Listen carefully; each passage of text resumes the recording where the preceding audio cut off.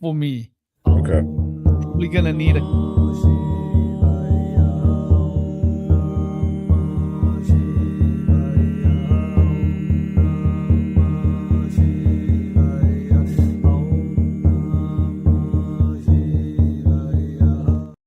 immigration process here in the country. They scan your bags again, and they hello and welcome everybody. I'm here with beloved TallTree. You all know him. He's cool. He's funky. I've got to go and check in the delivery.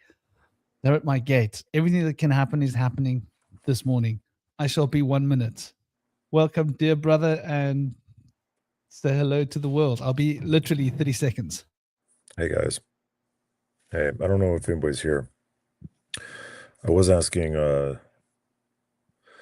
Franklin there what's outside of his window.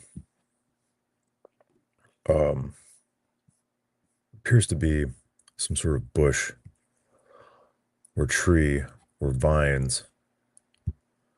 But obviously I can't tell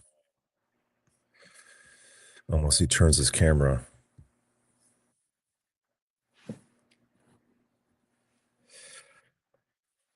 Okay, well, there's someone in the chat here called Hollow Bonehawk. That's a pretty cool name. Hello.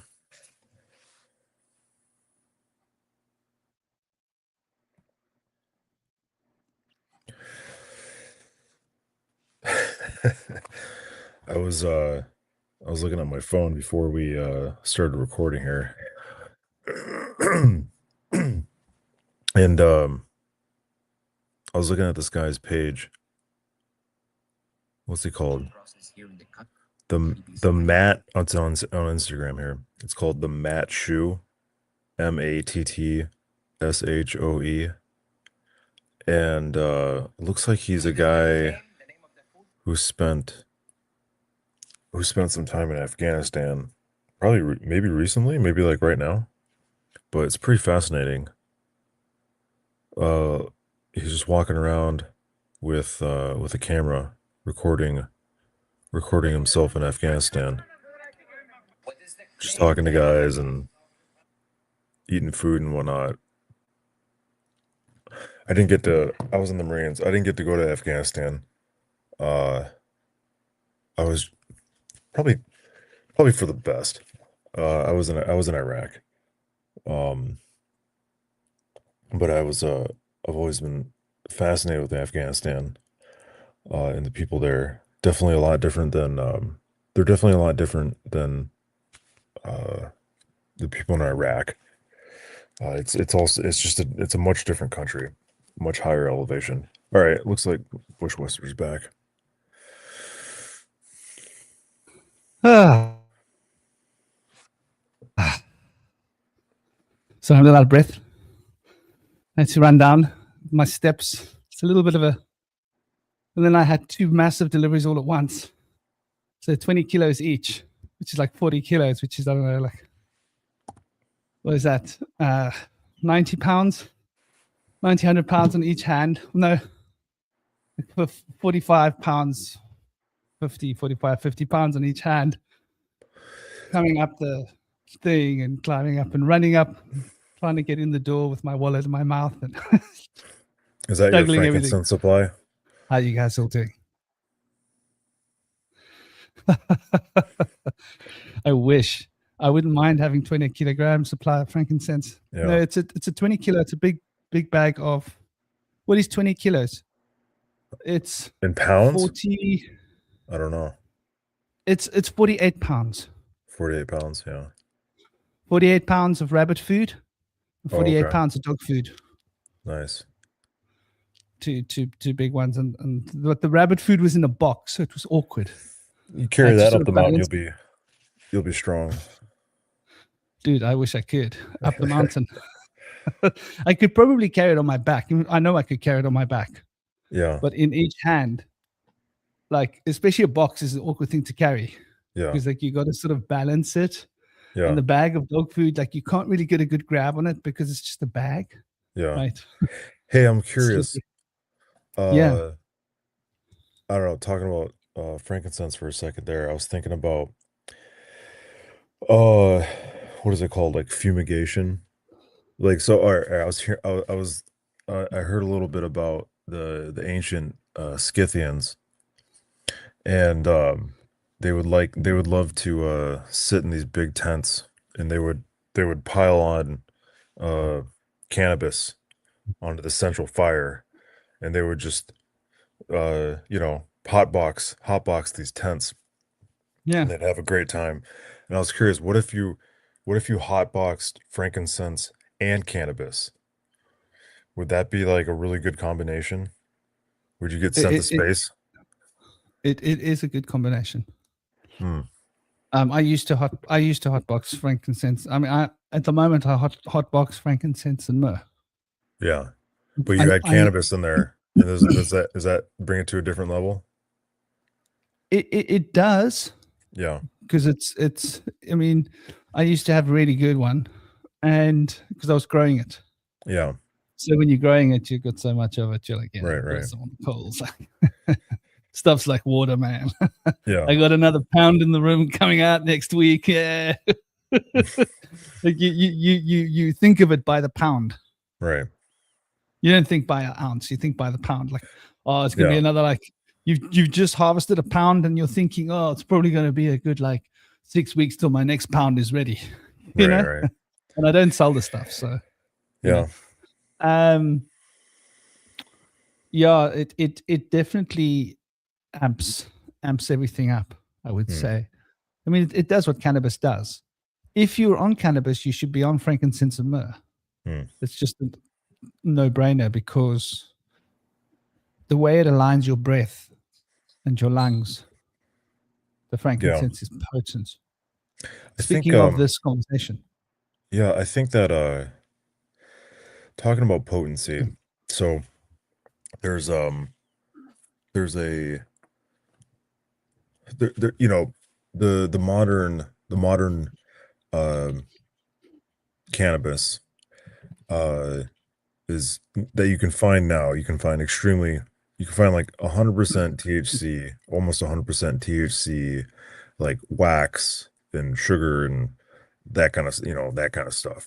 And and I hear about people are like, wow, it was never, it never used to be like this back in like the 70s. You know, the THC content was so minimal, you know, no, they're not. and it's It's not true.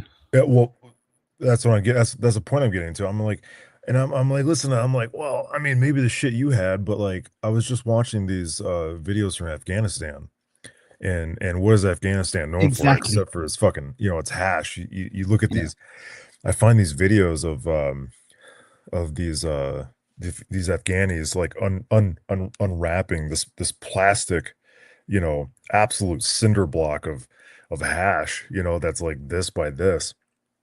And I'm like, no, no, this cannabis has been distilled to its highest potency for thousands of years, right? And people have been imbibing it that way. But I was thinking about how in the West, it seems like a lot of our drugs are it's highly secular. So the reason I was like bringing up frankincense and cannabis at the same time is that, you know, from my talks with you about frankincense, it has, you know, like a cleansing, like a cleansing and balancing and clearing essence to it. You know, that's why you like it. That's why you use it. And if, you know, if the material and the spiritual are one and the same, uh then, you know, combining frankincense and cannabis with, you know, maybe a positive intention could bring a whole different level to uh you know, to getting high. And I think that the problem in the West with just sucking on a, you know, a vape pen and chasing some sort of, I don't know, you know, I don't know what people get out of that, because I've actually, you know, I've never really done that. Just suck on a pen all day. I think the stupor. You probably get into some sort of stupor, right? You're just kind of out of it, right? And that's almost I feel like that's almost like it's almost like the spirit of the cannabis itself just punishing you for being retarded and not using her in a good way.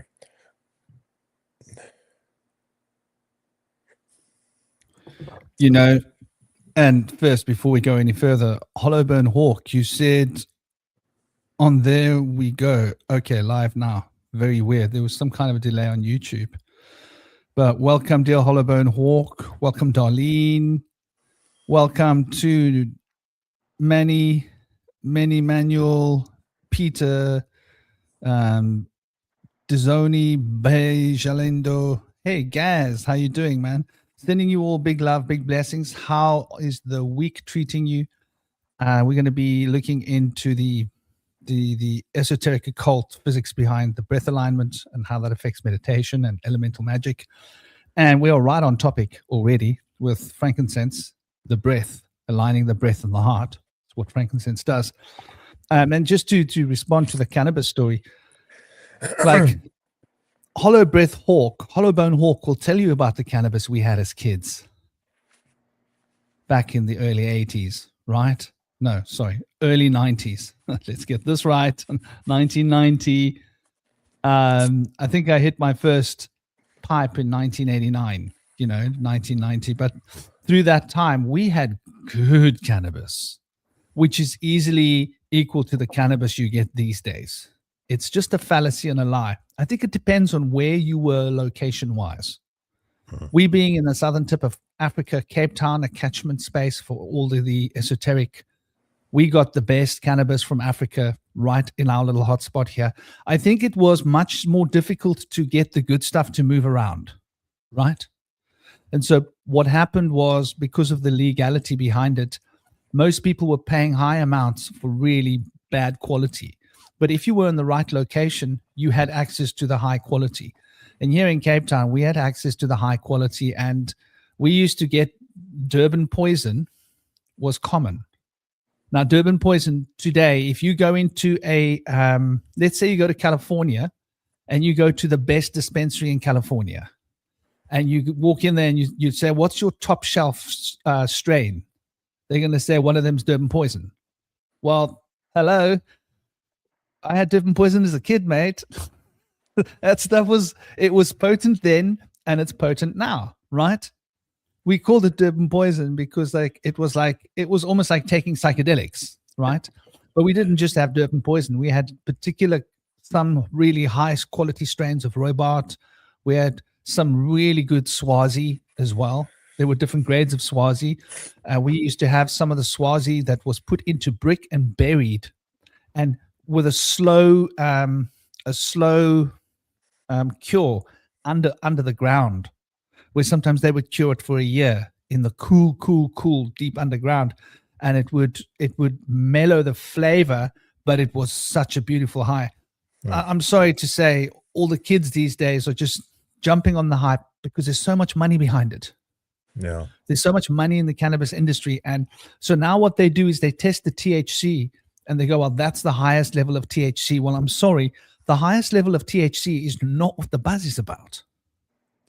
The buzz is about everything else in it with the THC. And just having the THC on its own doesn't necessarily give you, make you necessarily high. Like you say, it can put you into a state of stupor. Mm-hmm. But the high is where you're seeing fairies, right? And the trees are talking to you, and you can see the energy radiating out of the trees, and you're seeing auras, and the stars and the planets are talking to you. That's the high. We were getting that like a long time ago, and even now, my favorite strain in the world to grow is still Durban poison, and I've grown all the other strains. And I'm sorry, the super strains, they don't touch base. The Durban poison is the only true sativa left on the planet, because they have mangled what they've done is they've ruined cannabis. They've bred out all the pure sativas.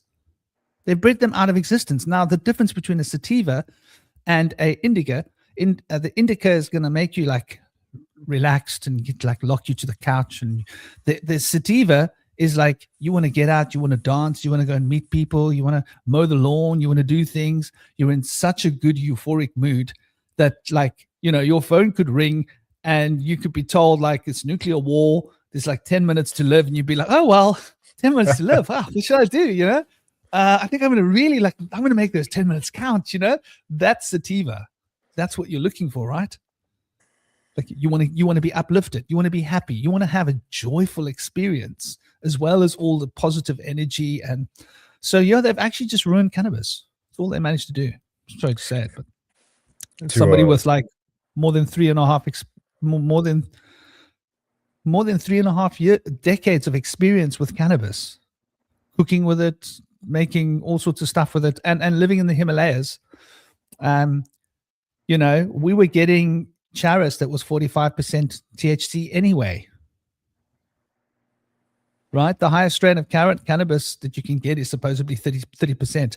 But when you get that 30% strain of cannabis, it doesn't make you as high as some of the 24% strains of cannabis, right? So this is the thing. Yeah. To mention Afghanistan again, I was watching this video.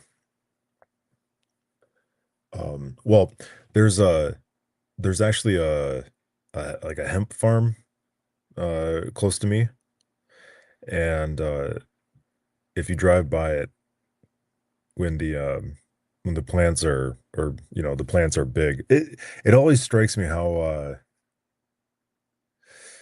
interesting the cannabis plant looks. You know, it's unmistakable.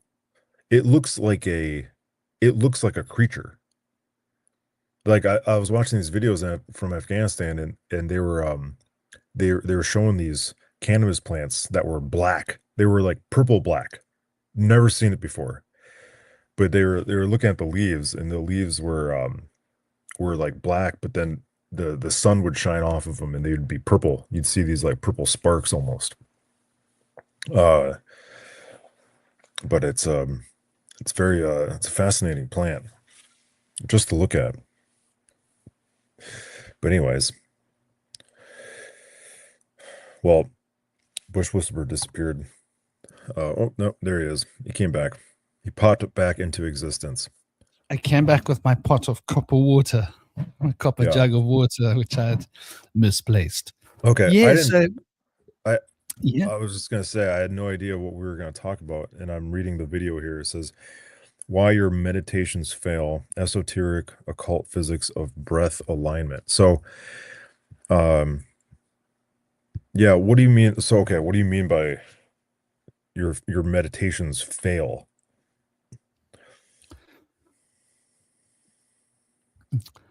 It's a little bit of clickbait. Okay.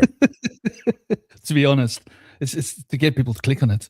No, it's to make the algorithms show it to people, because the algorithms go, oh, this is something people don't like. You should have put something. Well, you should say how meditation can kill.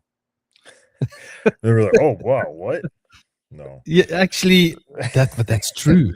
I almost left the planet because of meditation. Well, yogis? Isn't there a thing about yogis? They don't last. Yes. They don't make it till like 30 or something like that. No, well, no. They meditate out of existence or something like that. Yes, that's samadhi. It's samadhi dhyana. Samadhi yoga is actually designed. It's the practices of meditation that will help you to extract all of the life force out of your body and leave this planet. And I fooled around with that nonsense when I was way younger than I should have been. Okay. And I was like ready to go. I was like, yeah, tap me out, Johnny. I'm good to go. And, you know, they had to bring my mom in to like remind me, like, dude, you have responsibilities here. And I was like, oh, you mean I can't, I really want to, like, no, dude, look, check it out. You got a mom, you got a lineage kid. You got to put something here behind you for your mom to reincarnate. And it's got to be a chain. And I was like, wow, okay, I have to do that. Yep, you got to do that, buddy. So, but yeah, I'll get back to what I mean by meditations fail as well. you'll find there's a lot of people doing meditation, right? And I'm talking about the new age, what passes for the word meditation, right? Okay. Everybody is focused on, if you say to most people, oh, meditation, they think it's going on a wonderful, cute little journey in their mind, right? But that's a journey. That's a little bit different. When we're speaking about meditation, we're speaking about, well, the first part of the word is medi, right? Roots of the word medical, roots of the word medium, right? The median, the midpoint. So meditation is about reaching the midpoint. And reaching the midpoint is medical health, balance, harmony. When you're in the midpoint, the middle of the cross, right? Then you are reaching that point of harmony where the four elements come together. And those four elements are synergetically aligned.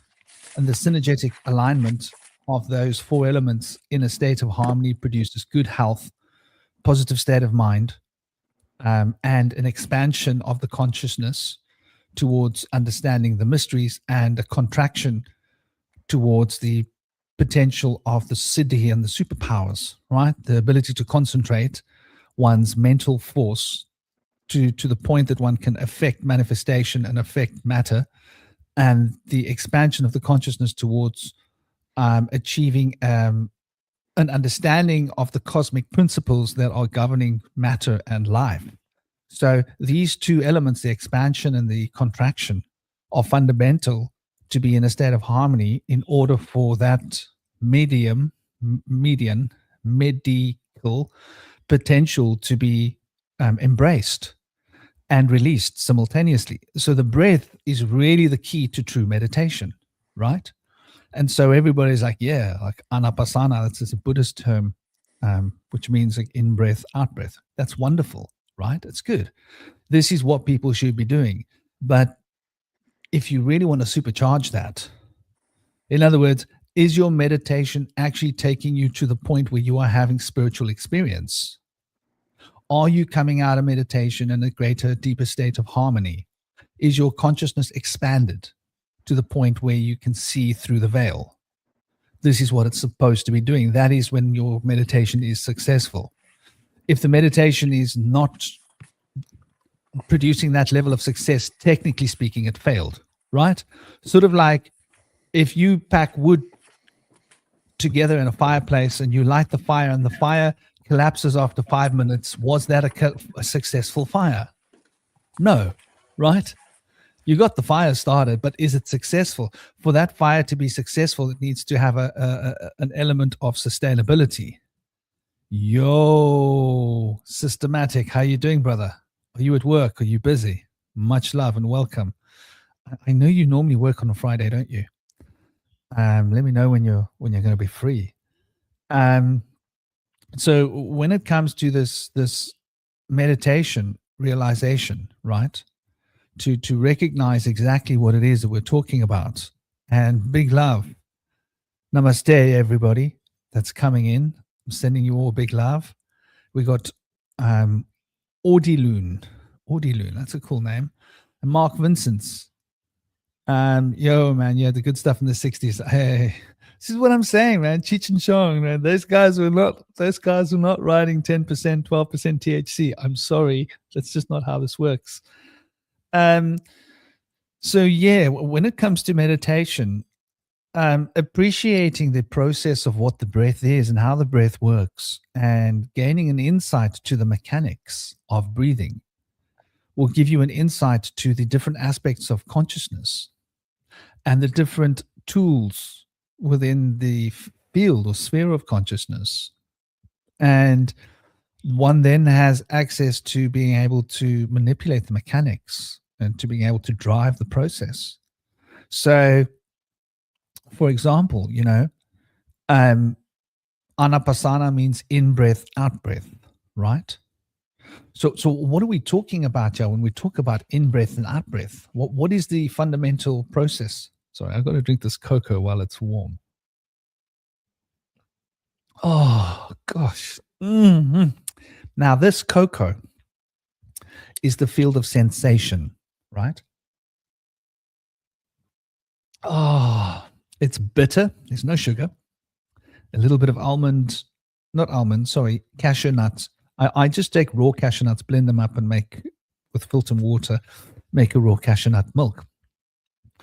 And then I put that with just cocoa and hot water, and that's how I drink it. So the flavor is a strong, intense, very strong, bitter flavor. And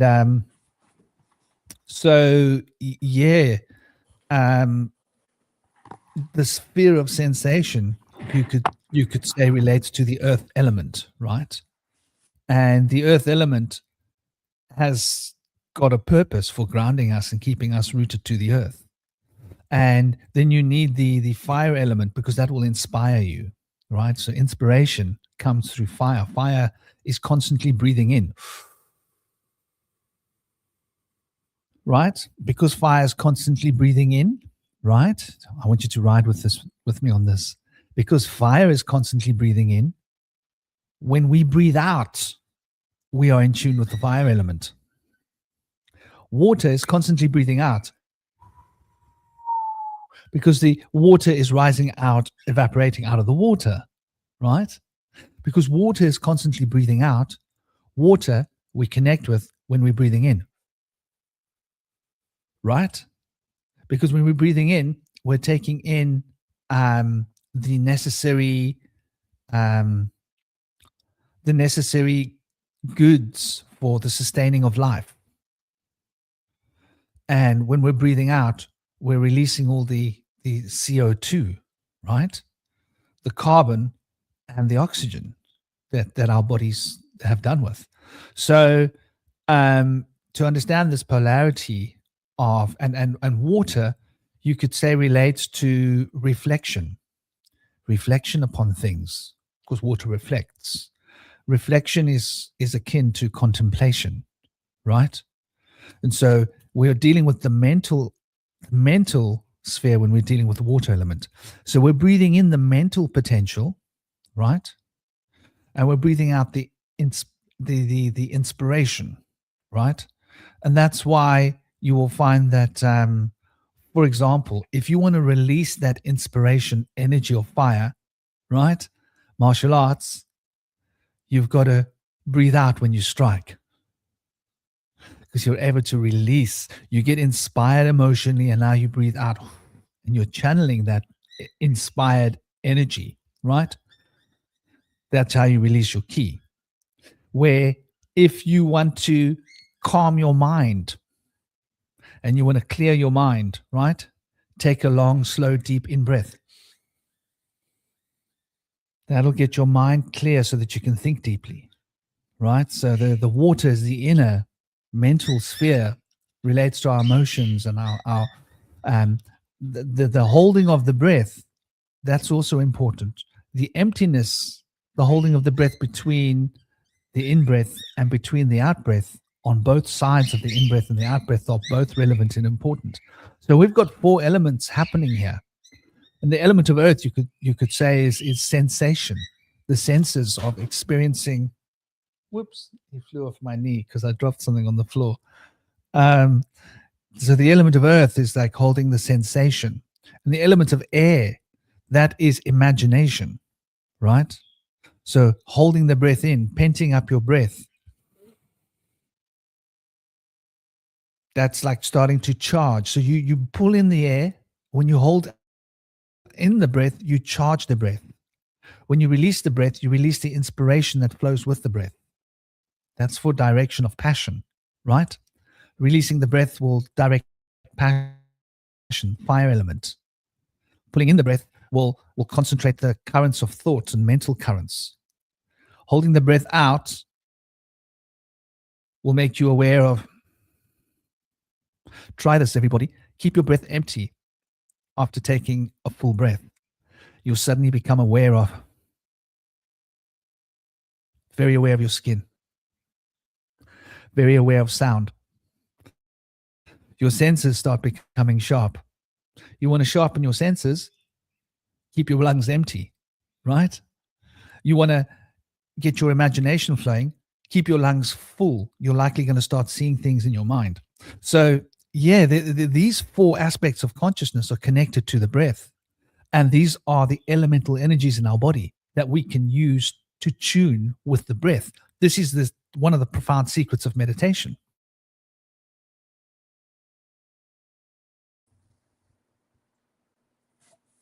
Are you familiar with transcendental meditation?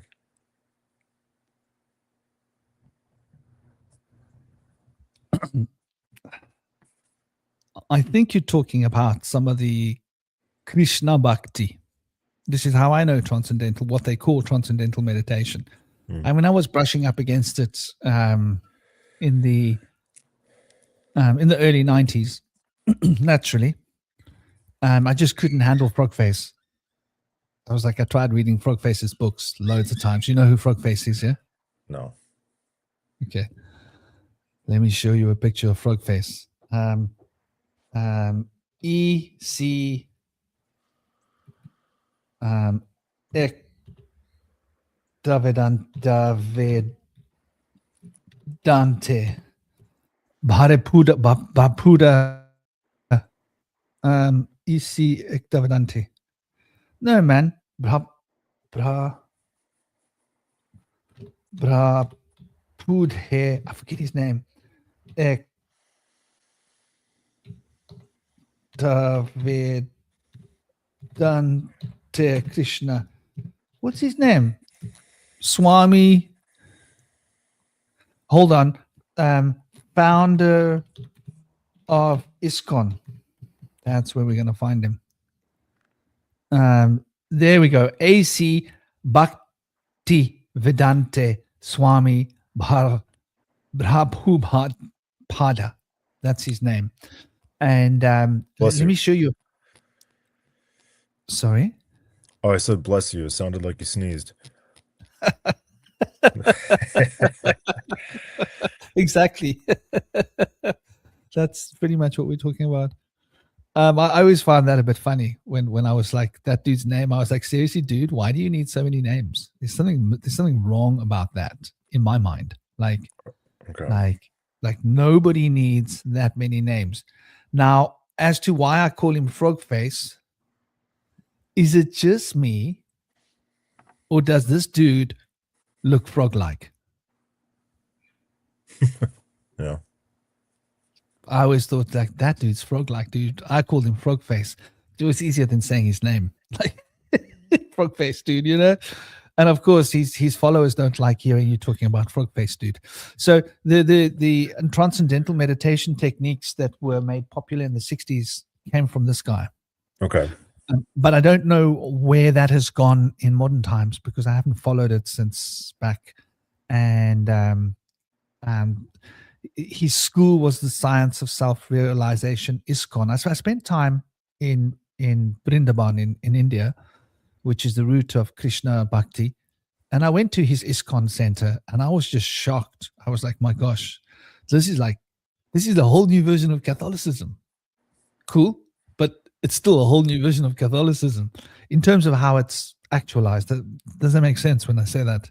It's a religion like Catholicism, not that different. But Are you talking about science? You said you're saying you went to this guy's ashram? Yeah, the center of his international empire. He's no longer alive. Right. The center of his international empire is ISKCON, right? And ISKCON is centered in Vrindavan. Let's see. Is that ISKCON, India? Yes. Okay. And so you went. Yeah. Vrindavan, yes. And so you went there to investigate, and something about it was similar to Catholic rituals. I wouldn't say the rituals specifically. Okay. What I would say is just the flavor of it. All right. And this is the place that we're talking about there, right? This is the Vrindavan center. All right. This is the place, right? And that is the center of ISKCON. What do you notice on the floor? Masonic squares. Yeah. I don't think there's an accident for that. First thing you notice when you get there, you go, where the hell am I? Yeah. Well, When they doesn't hear, that doesn't that isn't that meant it's meant to note it's meant to denote um like the veil thinning, like you're on threshold, the black and the white, you're in between. well, it's quite, there are 32 black squares and 32 white squares, right? In what? In a chessboard. Okay. And so there are 32 elements, right?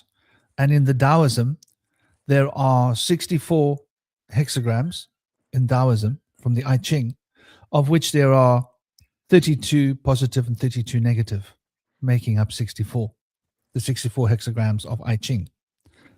And then when you go into Western mysticism and you look at the foundations of language in the West, there are 22 fundamental archetypal images, which are the 22 base letters of the alphabet that started Phoenician and Paleo Hebrew, right? And those 22 letters are related to the 22 pictorial representations, which are the 22 major arcana of the tarot. And the 22 major arcana of the tarot relate to the 22 paths of the tree of life of the Kabbalah. And those 22 paths, which are related to the 22 to the Phoenician foundations of the alphabet, are connections or relationships between the enneagram elements. And so the enneagram elements, though there are 9 of them, in the same way we speak of octave in terms of music, when the 7 notes are in a circle, they become 8. When the 9 elements of the enneagram are in a circle, they become 10, right? Because the 9th element has to cross the event horizon. And when that 9 crosses the event horizon, it carries a 0 on its back, which means no number. It doesn't mean a number. And then it starts off again 1 with a 0 on its back. And we call that 10, right? This is why there are 10 sephirot in the Kabbalah. And those 10 sephirot, those 10 numerations, have 22 relationships active between the two of them that relate to the foundations of language and to the major arcana. And so one can say that there are 32 fundamental paths. And so those 32 fundamental paths of positive and negative manifestation become 64.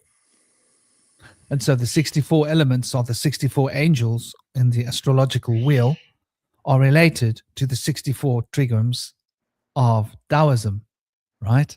And so we can see this fundamental relationship between these 32 elements. And if you go into the Arabic kingdom, you mentioned Afghanistan, the 32 relationships are between 33 things.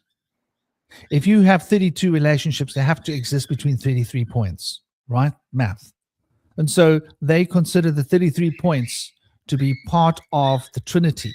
So they repeat the 33 points 3 times. This is a Kanti. This Kanti comes from India. This actually comes from Pashupatinath, which is actually Nepal. But the Kanti is 33 bones in the spine, right? And these 33 points relate to the 32 relationships, but the points between those 32 relationships, those 32 parts, which compounded with the light and the dark, matter and antimatter, become 64, the 64 angels of the Western magical systems. So these 32 elements are really what we're talking about when we talk about the 64 blocks on a chess set, because the ancient Egyptians recognized that those 32 elements were fundamental.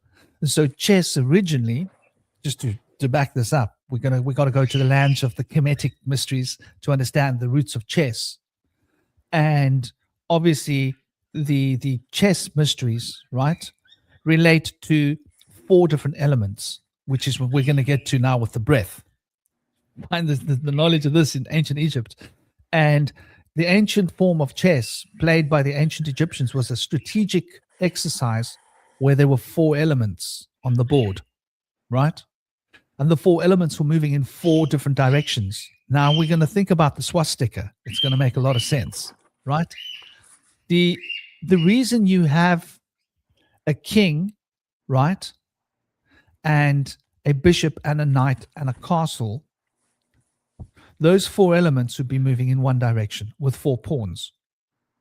That same square, that same queen with the bishop, the knight, and the tower or the castle with 4 pawns would be moving in a different direction, right? And then the same with the black, so that you end up with this rotational field of energy of 18, right? And so 18 relationships are 18 relationships between the 19 points of potassium on the periodic table, which is the number that rules the solar deity, Re, the sun god, right? Which is the source of prana, the source of all life on earth. So they were obviously devotional to the sun, the 19 points, the 18 relationships, but they spread that into 4 directions. And thus we have the 64 chessboard with the 18 moving around in a circle. So, you know, did I say 18? Sorry, I meant 16. The 16 points moving around in a circle. The 3 elements that you that you have moving in this four circle of 16 and 16 brings us to the polarity of the 16 with the white and the 16 with the black, which brings us to 18, right? This is how the 18 fits into this dynamic system with the enneagram. So when we start to consider how the 32 comes from the chess set had the 4 elements, which is related to Saturn, and Saturn had the 16 points. Let me bring up a Saturn square. It will make a lot more sense if I do, because you'll be able to see specifically what I'm talking about here in relation to the Saturn square. And then you'll be able to see why the 16 becomes 18 as well. I jumped ahead of myself when I was explaining it a moment ago. Sorry about that. Never jumped the gun. So let me pull up Saturn square. I never know where these conversations are going to go, to be honest. Is that the right one?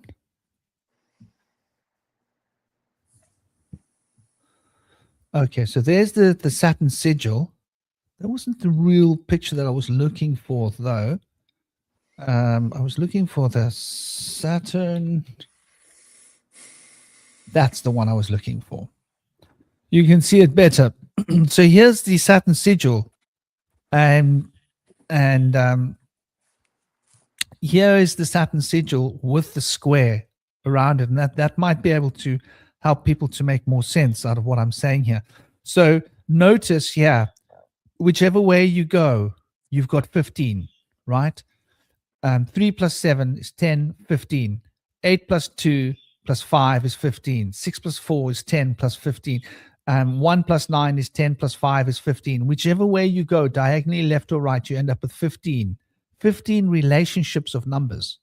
Those 15 relationships of numbers plot onto 16 points, because you have to have 15 relationships between 16 points in a line, right? And those 16 points are what we're speaking of as 2 octaves of Saturn, right? Saturn is the cube. It's also the hexagram. Even though the hexagram is Venus's element, the hexagon on Saturn speaks of how the 6 directions are fundamental to the cube. So the cube and the hexagram are like a yang and a yin combination, right? And so we can see on the Saturn sigil here in the middle that you've got centripetal and extrapetal force represented by these numerations, right? The 1, the 3, and the 2, right? Focusing into the 2, which is the breath, the in breath, and the 7, the 8, and the 9, which is that fundamental fiery out breath. And so we've got this breath mechanism working here of the principles of gravity represented, which are also the fundamental principles of life. And hence we have to breathe in and breathe out. So you can see that these 15 relationships in the number square are indicative to 16 points. Now, when we take those 16 points, we need to account for the fact that there's centripetal and centrifugal potential. So we've got to plot the 2 binders, the alpha and the omega. Does that make sense? Because the alpha and the omega is what binds those 16 points in a circle of Ouroboros. So we then bring that 16 to 18, and that 18 then represents the circle of life, the sun, and the sun's potential. And the 18 isn't the sun. The 18 is the principle of life. And the principle of life is then represented as 18 relationships plotted onto 19 points, which represents the physical sun through which the principle of life, which is prana, life force, is able to manifest. So when we start to grasp these basic ideas, we start seeing how those fundamental numbers of 32 bring us to the number 18, bring us to the number 16.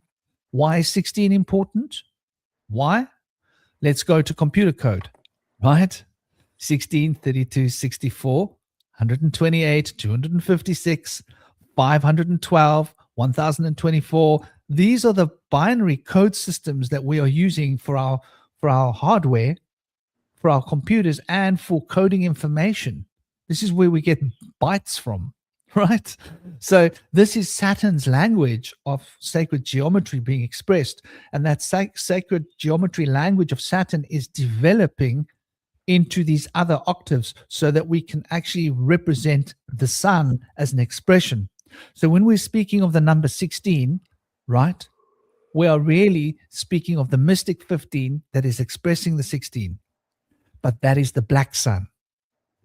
When we are speaking of the white sun, we are speaking of the mystic 18 that is expressing the actual 19. And those are keys of the white and the black blocks on the chessboard, which is also an ode to the centripetal and centrifugal potentials bound in Saturn's knowledge of how the universe works and time moving forwards and backwards from this point. So there's a fundamental connection between the 64 blocks on a chess set with basically every system of mysticism that you can account for. And that's just to bring us back a point. What we've got in front of us is the Vedic astrological chart on the left-hand side. That's what an enneagram looks like in India. So Indian astrology is keyed into this. And those 9 potentials there, which represent the 9 planetary energies, are in cycles of 12. And this is where we get the 108 from. Why? This is a 54 bead rosary, because it's a half cycle of 108. And 108, I've got the one cycle which represents the centrifugal and one that represents the centripetal. And you can take a half cycle of 108 and do 2 cycles of this with a mala. You cycle it one time one direction, and you cycle it one time the other direction. And then you've taken an in-breath and an out-breath with your mala to make 108 chants. So these mysteries are coded into every esoteric system on the planet. And this, once again, ties back right to the Taoism. So here we have a decoder for the Kabbalah, Taoism, right? The Vedic mysteries related to sidereal astrology and Vedic Tantra and yoga, and Kemetic ancient Egyptian knowledge, all in one. I know that was a big breath. So, what are you supposed to do with all that? Like, what's the practicality? What's the practical use? Well, the practical use is to understand that these principles of the in-breath and the out-breath are fundamental to understanding everything in the universe. the centripetal and the centrifugal forces. And that is carried within our breath. That's fundamental to our breathing. So when we are looking at our breath cycle, remember that number 16. I want us to sit on the number 16 for a moment. So if you're going to build an elemental structure to understand what the breath is and how the breath works, you've got 4 basic elements, right? You got the in-breath, you got the holding of the breath, you got the release of the breath, and you got the holding of the emptiness of breath as 4 stages of life. But notice that within each of those, you carry a shadow element of the other 4. Does that make sense? Okay. So within each of those elements, there is the seed and potential of the other 3, right? So each element contains within it 4 potentials, 1 actively expressed potential and 3 hidden potentials that aren't expressed, right? And so that means the cycle of 4, 4, 4, and 4 is the cycle of 16, right? And when we look at that cycle of 16, here we go. The Saturn square is showing us that the 15 mystic element is representing that actualization in terms of 16. So if we want to understand the breath, here's a great place to start. If one is delving to understand the biochemistry, right? Like the physical biochemistry of how this physical system works, and gain insight into how to actually manipulate all the infrastructure within the physical body through consciousness, which is high magic, which is yoga, which is alchemy, then these elements of knowledge are riding within this structure, and this structure is carried by our breath. So when we are breathing consciously and mindfully aware that each breath carries 4 things and that there are 4 stages of that breath, then we're able to align our breath with Saturn, able to align our breath with time, able to align through our breath with time and Saturn, all of the myriad structures of manifestation, which means that our breath then connects us to every other being on the planet and every other atom. And through the knowledge and understanding of how this works, one is able to manipulate the physical world through one's breath or manipulate one's consciousness. And this means the ability to alter consciousness at will, because we're living in a field of consciousness, and what we call matter is just a different frequency of consciousness.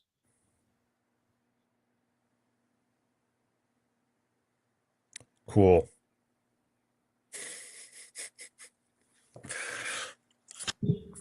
So getting like to break that down into a more simple, digestible idea, these 4 aspects can then be taken to understand, to develop inspiration, right? But to develop inspiration, you need to understand that inspiration has 3 hidden components. You see, now we're applying that to what we're talking about. The background of that knowledge, we can now apply this. So the inspiration has within it 3 hidden components. 1 is sensation, right? 1 is imagination, and 1 is contemplation. So inspiration will drive contemplation and will be a product of imagination, right? And will reshape sensation. And so when we start to understand that inspiration has these 3 hidden components, when we're working with our breathing and the out breath, we can recognize that breathing out is fundamental to driving the passion, which is the wowzer. That's some serious dog farts, man. Woo! Whoa! Go, baby, go. Like, if I fall off my chair, you'll know what it is. Is that damn Malibu's? He got me off guard there, man. Speaking of sensation, my nose is just bunged up from that smell. It said like, no more. This shall not pass. You know, like the nose just bungs up. Suddenly I've got like hay fever and I'm like dizzy. But yeah, so understanding how these 4 elements work in our breath means that we can find a balance within, between inspiration, imagination. What happens when you got too much imagination? Schizophrenia, right? What happens when you got too much inspiration? Manic depression, right? What happens when you've got too much contemplation and reflection, right? You become disassociated from your feelings. You lose a loss of empathy. You become like the Catholic priests, right? Obsessed with knowledge and righteousness, but lacking in the basic human emotional context. What happens when you become obsessed with sensation? You become materialistic, right? Materialism, you start developing a materialism attitude and perspective on life, and you lose touch with spirit. So each of those four elements are really fundamental to producing harmony. You need each of the four together in a state of harmony, and this is why there are the three seeds hidden within each of the four elements. Because when we compound those four elements through their three seeds, what happens? The three seeds of the four elements compounded through the four elements makes a circle of 12. Now we got the zodiac, right? And so that zodiac then becomes the fundamental understanding of our psychology. So the very idea of the zodiac is born from these principles of breath. Okay, come up. There we go. Gosh, this little guy. Are you carrying Malamute fluff? You really are carrying a piece of Malamute fluff on your... Let me take it off. It's a massive chunk of Malamute fluff on his paw. He was ringing the bell on my toenail with his beak, you know, like harrow, ring the bell. Gets quite painful when you don't answer that bell. So yeah, understanding that those three hidden elements within each of the four elements, when compounded throughout the four elements, become the 12 elements of the inner planes, which is the macrocosm. So you can see how all of these mystical traditions all bring us back to the breath, and how the breath is an expansion of time and space. And so understanding these elements of the psyche means that we can use our breath to bring about a state of harmony.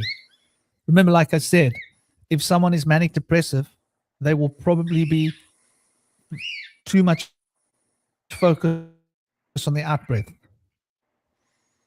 right? If someone is too much imagination, mentally, like fantasizing, getting delusional, right? They will be penting up their breath too much. If someone is stuck in the sensational sphere, they'll be leaving their breath empty for a long time. When you lose someone that you love, this happens, and it produces that empty feeling in the heart. It's very difficult to deal with, like when you a loss of a loved one. So we can diagnose our own psyches by observing our breath. How's that for an idea? Yeah. And by understanding all of this infrastructure that I've explained here, can become a self-diagnostic tool. What is wrong with me at the moment? What is right with me at the moment? Oh, I'm too much of my energies focused on this element. I got to bring it back to harmony, bring the elements back into harmony. And when I'm in a state of harmony, then I won't be too much one thing or another. I'll be a balanced, harmonic being. There's so much obsession with manifestation, right? These days. And that manifestation's got a lot to do with the out breath, right? Yeah, let me say something. Something, because I've been listening to you talk about all these numbers, and honestly, a lot of it just goes over my head. But for some reason, so in the breath, I'm talking about the breath, in, hold, out, hold, and repeat. So those four things, that's box breathing. That's what they call box breathing, right? And that's like the introduction into breath work, right? But so you got 4 elements there. And like you're saying, there's 3 elements to each part. And then 3 times 4, you get 12, which aligns with the zodiac. And so that's interesting, right? Because you look at the zodiac and then it's like Taurus and Gemini and Aquarius and those elements. And then looking into those elements, obviously there's a lot of depth in each of those. And so you go into the zodiac, you go in deep to the zodiac and those different elements, right? So 5 years later, you have an understanding of the zodiac, right? The entire time you've been box breathing, right? And I think inspiration, inspiration is like one of those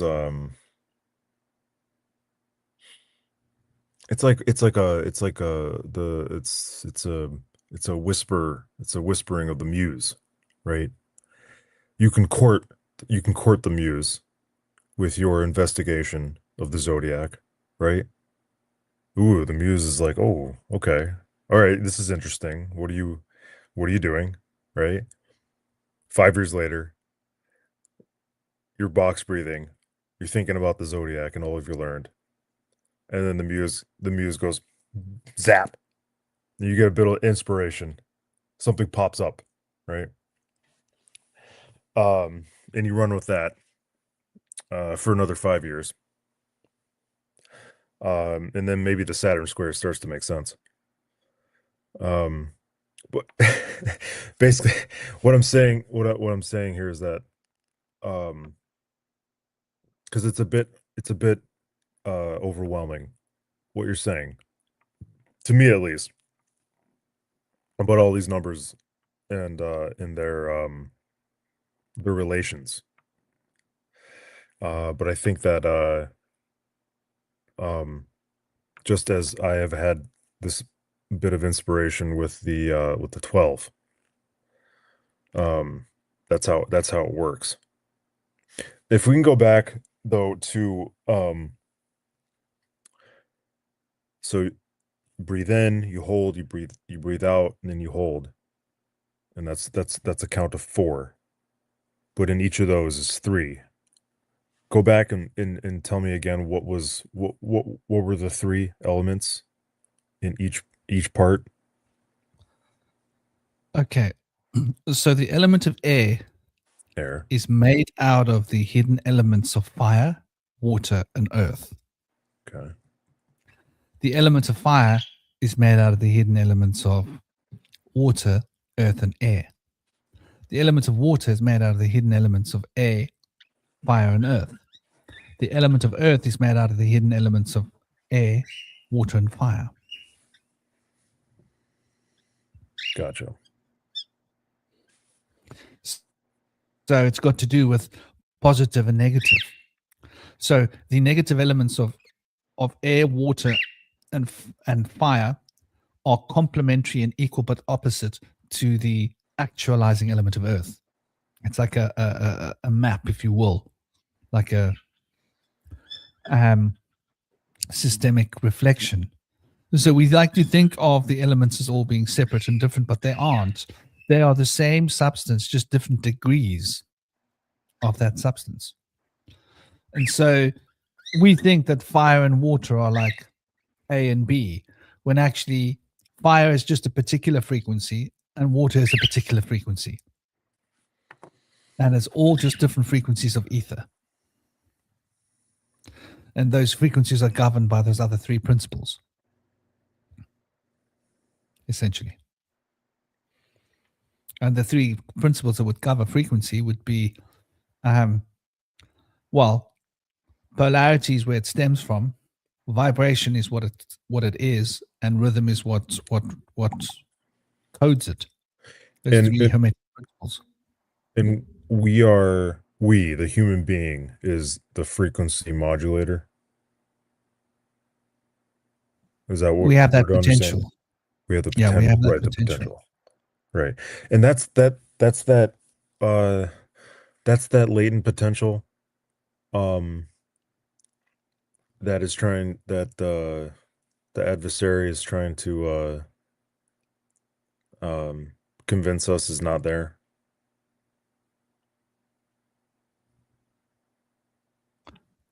I think the adversary is just trying to disturb our balance and harmony so that we become disconnected and disassociated. Sort of the same way that a lion wants to separate one old cow from the herd, disassociated from the herd. And when the human being becomes unbalanced, then the mental forces can be manipulated by external beings, right? Mm. But when a human is fully equilibrated and in a state of harmony, there ain't nothing going to touch that human being. Yeah, Right? I think there's okay, so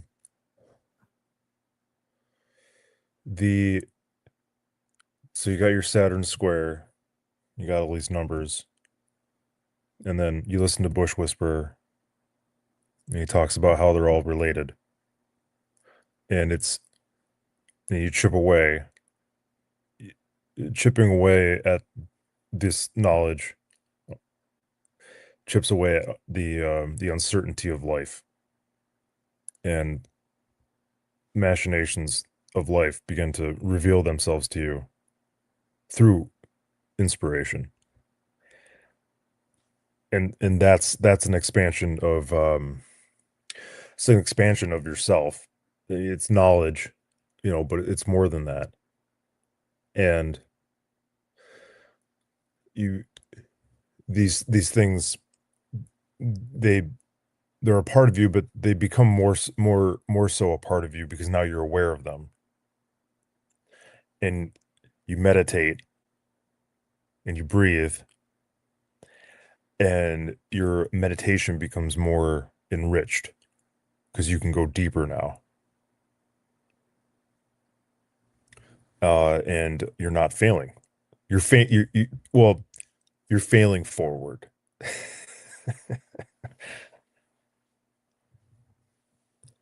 The word fail, by the way, I just want to give you a etymological boost. We got to boost that etymology, baby. Let's do it. Fail in Dutch. Etymology is, and this is going to give like a lot of insight. Right. Like, so we've been taught to think of failing and success, right? But when we go into it's a Germanic word that means rotten or foul smelling, right? And it comes from the Proto-Germanic word of ulas, meaning rotten or decayed. Now, I bet you there's a whole lot of so-called etymologists that will tell you that the word actually came from Latin. Well, hello, baby. Latin was 1,000 years later. More than 1,000 years later than what we're talking about. At least. Plus. 1,000 years plus. And then that will have its roots in, I'm guessing, pretty sure, PIE. I'm betting that the Proto-Indo-European language group comes from, I hope you guys can see it, comes from Pu. And what do we teach our children to call their excrement? Poo. That word is a very ancient word that comes from Proto-Indo-European language groups, which is like tens of thousands of years old, right? God knows how old. It's not actually a language. It's fragments of ancient languages that we've been able to decode. That they like to think of as a language, but there is no actual text of Proto-Indo-European. But it is the most ancient form of alphabet language that we can track. So you can see here how the Proto-Indo-European, which is tens of thousands of years old, became hulas, because in the ancient language systems, the P and the F were interchangeable, one being masculine, one being feminine. We even see this in our Phoenician writing from like 4,000 years ago, right? A few thousand, 3,000, 4,000 years ago, we see this image moving into what became Phoenician, and it probably comes from an Egyptian hieroglyph. So let's go. Pu Pi. I wonder if we can track it into an Egyptian hieroglyph here. Probably not, but Egyptian hieroglyph. Let's see if we get anywhere.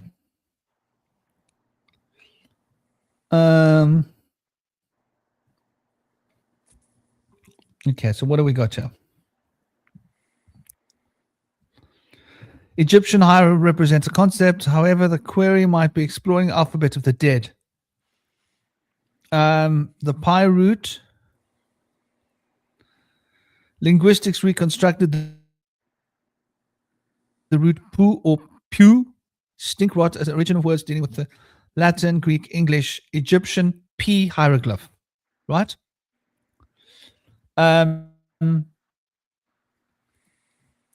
So symbolism, a stool makes a perch. I can see how a stool is a perch for life, because life has to grow out of the rotting in the soil. You see, the symbolic. These guys were totally based on symbolism. And hieroglyphs for rot, stinking. Oh, really interesting. Used in the mummification, 821. Okay. I think like when it comes to tracking that in that particular hieroglyph, it might be a little bit more tricky. But if we understand the metaphor behind what a stool of life represents, it represents the soil where things are rotting to break down, to produce life for plants, to photosynthesize, to produce sugars, so the sugars can be eaten by life, living things, so that they can be life and the sharing of all of the nutrients and the minerals. But regardless, you can see where I'm going with this. If we study through etymology, we go back to Pi, which is very ancient. We can see this connection. So that is the root for the word fail. And how do you pronounce it? Fail. That's in the Proto-Germanic. The Proto-Germanic was one step back from that. Was fail. And then in the slightly more modern Germanic, it became fail. And in the Dutch language today, it's still the word fail, which means putrid, rotten, or dirty, basically. Like I'm paraphrasing it here. So when we're looking at failure, to fail, it's a dirty thing. It's when your plans go rotten, right? If your plan goes rotten, you're failing. Now, let's apply that to the cycle of breath in life, right? If your breath isn't in a state of harmony and balance, then the life force inside of your body will start to produce imbalance, which will produce rot, which will be food for bacteria, which will cause illness. Does that make sense?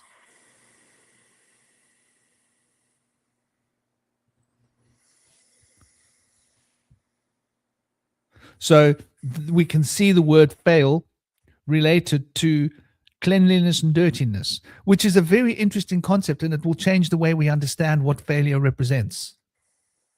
Something's either clean and healthy and going to grow, or something's rotten and putrid and going to wither and die. right? Those are the polarities of life, life and not life. So failure equals rotting, not existing, and growth equals life. And in order for the life and the growth to happen, you have to have the harmony. And the harmony represents the cycle of the four elements being kept in check by each other so that there's a consistency of flow. And that consistency of flow produces the potential for new things to grow. So, yeah. So when we speak about failing with the breath, we're talking about breathing in such a way that you are not producing health in your body. And the lack of health will result in your body rotting when you're no longer able to exist in your body. But in order to prevent that rotting and bad smell of the body going putrid, one has to maintain the four doshas, right? If we speak about the doshas in Ayurveda, we have to maintain the doshas or the four humours. If we speak in terms of Western antiquities of medicine, we speak of the four, you know, the four elements as the four humours in the ancient Greeks, and the four Right. humours in the body are the four doshas in. So you see how these things are all related to maintaining the balance between the humours in order to keep the health. And when the body is healthy, it's clean. Yeah. Breath, the breath, the breath is directly related to the movement of the body. Terrible breath is usually directly related to the to your body being immobile. So you start to study the breath, proper breathing, and how the diaphragm works, and how the rib cage is supposed to expand. If you're sedentary, right? If you don't move around a lot or you do a lot of sitting, there's a tendency to breathe here and to breathe like this, right? And you're using these auxiliary muscles to facilitate the expansion of the lungs. And over a long enough period of time, actually not that long, you'll start to become very tense in these muscles and in the back of the back of the neck and the back of the head. And when all that is tense, the head muscles, all becomes tense, and you'll have headaches, and you'll have brain fog. If this is not relaxed, it's hard for your focus to come from the brain, from within, because you're just focused on all this tension, right? This tension is just sucking you in. And these muscles right here just become very locked up, right? And so that's and when something, okay, think about stagnant water, right? Stagnant water, it's filled with algae and mosquitoes, and it holds on to, putrefaction. It's not nice, it's not great. And then you go to a cool, The water has failed. it's failed, right? You go to you go downstream from a cool mountain spring, and you look into the water, and it's just crystal clear. It's just beautiful. You want to be inside of it. You want to drink it. It's washing you clean. You want to splash around, and you want to start moving. you know, it's the same with your body, right? Just as you were saying, if you're not moving, right? If you're not moving, terrible things are settling into you, and you're not breathing correctly. So you start breathing correctly, right? You take that first breath, You're like, oh fuck, this is stuck. What do you want to do? You stretch, right? You want to start moving. You want to start doing yoga, right? And then you get up and you're like, oh, this is so tight. What do I start doing? You start moving around, and eventually you start running, uh, and sprinting, and you know, but but it takes effort, and there's something insidious about not moving and not breathing correctly, where your your adaptive mind, the human adaptive mind, will settle into the it'll settle into the discomfort, and that will then become your new reality, because your body, like, okay, if you're addicted to your computer, if you're addicted to the dopamine rush of social media or video games or any of that sort of stuff, you're sitting, and your body will slump into a position, and it's it's slumping into that position because that's the position where it's maximizing its breath, the breath, the your VO2 max or whatever the fuck, um, and that'll be comfortable. That'll then start to be comfortable for you, and you'll get stuck there, right? You'll get stuck there, and your head will come forward, and your spine will compress, and and all. It's this. It's so clear, so good, right? Upright posture, and it'll start to do this. Ugh. Right? You look at people, you look at people, um, a lot of okay, a lot of young women. And I think the reason is because young women in general, right? They tend to show a lot more skin than males, right? Males usually wear button-down shirts or long sleeve button-down shirts, if you're in a corporate area, or t-shirts. Women tend to wear, they'll wear tank tops or things that show more of the arm and the shoulder, back of the neck, and this chest area. And what I notice is that I can I know when when a girl works in an office, because she's like this. Her shoulders are like this, and her neck is like this. Even if they're an attractive person, you'll see them. They'll be like this because the computer is sucking them in, right? The sucking in. It's like the body wants to be in the computer, where then the body can then be released, right? But that's not how it works, right? Uh, but you I start. don't think I've studied the young woman as deeply as you have, Jeremy. It's not a deep thing. I'm just teasing you. But I get what you're saying. And it's connected to aging, isn't it? Typically. Yeah. So if you yeah, aging. What is aging? When people usually start say aging, they mean the entropic um disintegration of the Jing, systems in your body. disintegration of Jing. Ching, chi, Yeah. ching, yeah, yeah. So And your A, if you put A in front of a word, it's the opposite of it, right? Symmetrical, asymmetrical, right? yeah, Diabolical, adiabolical, or so Jing, A Jing.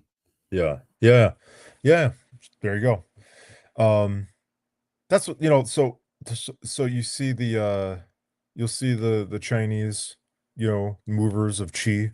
They're all, they're doing their stuff, right? They're moving the chi around, right? They're moving it around. They're moving, right? And that's what you have to do. That's what you have, when so there's a lot of emphasis on there's with, there's a lot of emphasis on going to the gym and pushing your heavy weight, which is great. If you're a man, you should go to the gym and you should push heavy weight, right? But that's only that's a teeny bit of the process of keeping your ching moving around, right? Movement with weight is actually much more important and should be the focus as you gradually get older, right? Aging is just aging shouldn't be the slow decline into immobility, right? You should be sprinting like well into your 80s. Right? It's not going to be, you know, the hauling ass that you could do when you were, you know, in your 20s or as a child, but you should be able to, you know, keep moving. Anyways, but to bring it back to the breath, okay? To bring it back to the breath, and this is what is so wonderful about the breath, is that the breath, the act of breathing, the act of taking in a proper breath in the in hold out hold method of box breathing, will it you know, it'll give you a lot of information. Anyways, with that, I gotta go. Well, thank you, dear Jeremy. Your inputs and your insights are always lovely and wonderfully grounded, and I'm sure very accessible and useful to people. It's been an honor, as always, having you in the discussion. I hope you enjoy that ballet class as much as she's going to enjoy it, brother. Yeah. It is ballet today, yeah? Or dance, right? Speaking of movement, he's taking his little girl out for movement. She's going to go and enjoy. She's going to have so much fun moving those little limbs around, you know? Yeah, for sure. It's Good, kind man. of nonstop. When she's old enough, I'm sure you'll be taking her for martial arts classes and get Yeah. her like hitting the bag at home. Yes. By the time she's 15, the boys are going to have to know how to behave, buddy. Oh yeah. This girl will give you a hiding. Yeah. All Well, right, man. have an absolutely fantastic day. I hope she enjoys it. I hope you enjoy it. I hope mommy is well. Yeah. I hope Lauren's also well. And She's sending doing you great. all big love, big blessings, brother. All right, man. Take care. Enjoy the summer. Thank you. Om Shanti. Yeah. So, you know, Jeremy sharing wonderful insights there as always. And big love and namaste to all of you that's in here. I see we've got every day joined in. If I haven't said hello to you earlier, I'm sorry. Sending you all big love. And we've had a few other new recruits joining in as well. We've got D Love 36 as always. And Art the Mouse, big love, blessings to all of you. Yeah, so you know this breathing cycle is really fundamentally important when we look at how the breath works. One of the things I wanted to point out here is friction, right? And friction is great. I mean, you don't make babies without friction, right? And let's face it, we all enjoy the friction that makes babies. Otherwise, none of us would be here. So that's one form of friction. It's a great way to move energy around. And that moving of energy can produce new life. And then that's where we're coming up with the word aging, right? Jing, just for those that don't understand, Jing, you've got Shen. In Taoist alchemy, you have Shen, the spiritual essence. You've got Qi, which is the astral energy. And then you've got Jing, which is the etheric fluid. And the Shen, the Qi, and the Jing drive through the body. And the Jing could be equivalent to what we speak of in Vedic Kundalini, basically. Same thing. Kundalini collecting at the bottom of of our chakras and moving through us produces that life force necessary to procreate. So Jing is related to sexuality. So aging means a loss of sexuality, a loss of virility, means aging, means getting old. Just to get back to these fundamental principles that I was speaking about before, right? Which is the centripetal and centrifugal principles as expressed in the Saturn square here, the sigil, and how these elements are fundamental to life itself, is to consider for a moment, when you're breathing in, there's an electrical potential, and the electrical potential is moving into our bodies. So oxygen is very interesting, right? Oxygen.